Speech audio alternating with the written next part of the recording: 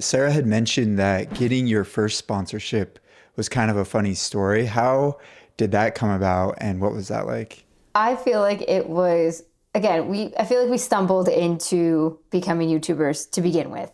And then I don't even remember what event we were at or why we were at dinner with this specific individual.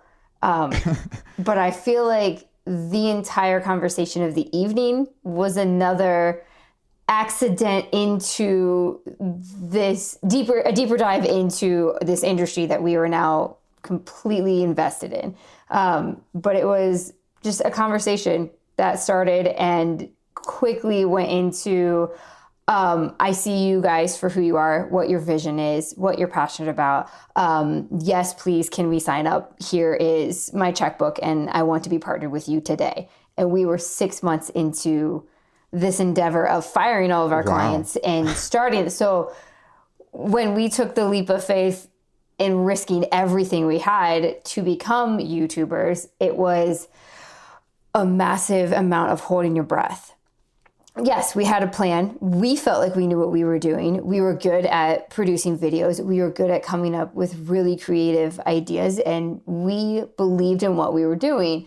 But that doesn't pay for mortgages and everything else in life. So when we got to a conversation with somebody who very quickly saw what we were envisioning, it was insanely encouraging. And then, I mean, you can have a conversation with somebody where they're like, oh yeah, it's great. I love what you do. Yeah, I totally see your vision. And then they walk away and they're not going to put their money where their mouth is. And it's like, oh, that guy was nice, but like, it would have been way nicer, if we partnered. But it was really encouraging. And looking back, all of, like Rob mentioned earlier, all of the teeny tiny things that had to fall into place perfectly to get us to where we are today, like any one of them could have not happened and we would not be working here. We would not be working together. We would not have what we built. And that conversation with somebody who took a leap of faith in us and helped us out 6 months into it was just, I will forever be grateful for that conversation. It was a conversation over a couple drinks at a bar. It was nuts, and now we are where we are. So yeah, funny might not have been the right word, but it was just one of those tiny little things that had to fall into place perfectly in order for us to do what we love doing. And I'm insanely grateful for that conversation.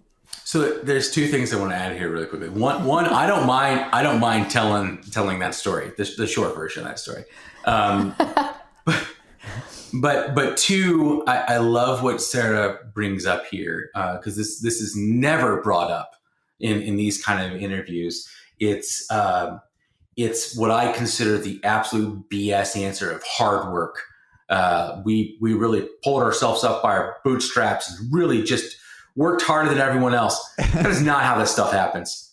You need to be talented 100%, but I can promise you, I can go to our local mall and just start interviewing people, and I will find somebody better at this than me. Somebody better on camera, somebody who's quicker or more witty, a better writer. It's a huge part of this is luck. It just is. And to speak to what she's talking about, that person she's talking about worked for one of these huge tool manufacturers. But before he did, he produced a YouTube series. And this is back, it's like 2012, maybe 2013.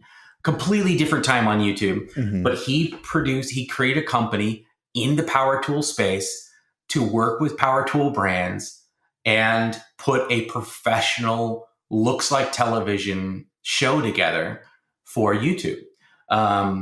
It was successful at the time in the sense that it found an audience. But they died quickly. They burned very, very bright. The production quality was off the charts. It looked amazing. It was fun to watch. But after about a year, it just disappeared.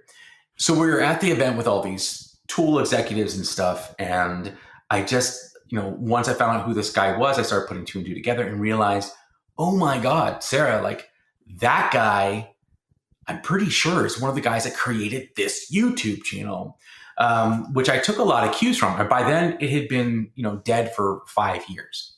So I went over to him, introduced myself, and got this big smile on his face and starts saying how, he loves what we're doing and thinks it's great. And I said, you created this YouTube thing, didn't you? And like, he just lit up. He goes, I did. And I said, I've got a little pitch for you. You did it 5 years too early, didn't you? And his eyes just got huge. And he goes, yes, I did.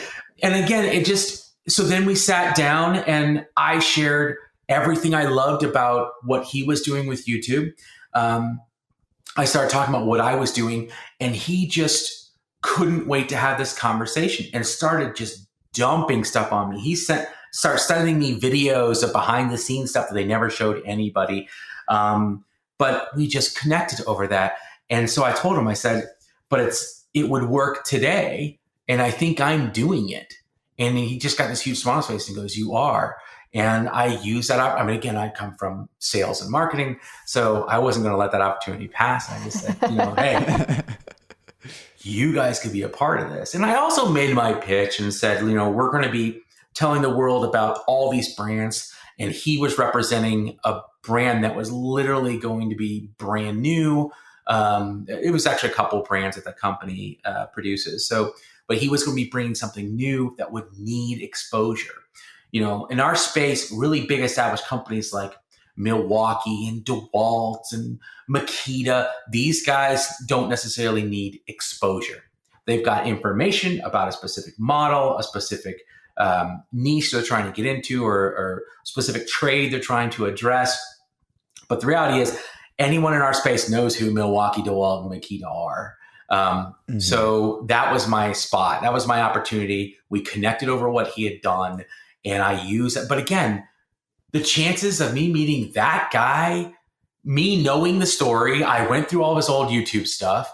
We're now sitting in a place, having drinks, and it was a perfect opportunity for me to have a private conversation about it, for us to connect over all that.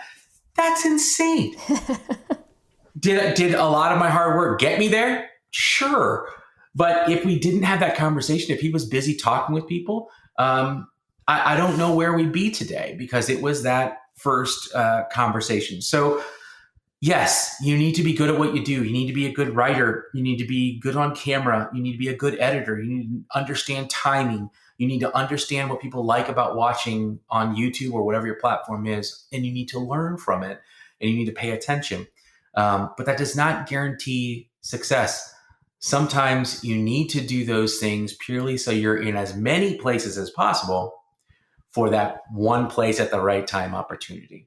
So we got really fortunate, and everything just grew from there. But I don't know. I'm pretty confident, though, had that not happened, we would have slowly added advertisers until we became profitable. That just happened to be awesome because we were 6 months into it. Just like skyrocketing overnight. Way easier. We were set. Oh yeah, they supported us. I mean, it was genuinely we want to support you. We want to see you guys grow, and we want to be a partner.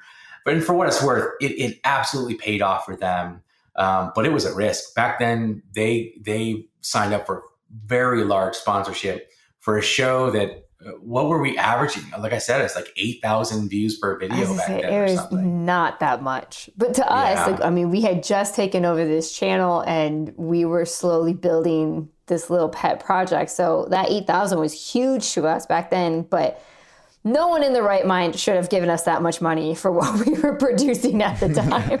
We convinced them that we were worth the investment, and we did that with a great deal of confidence, and we were right. It worked out.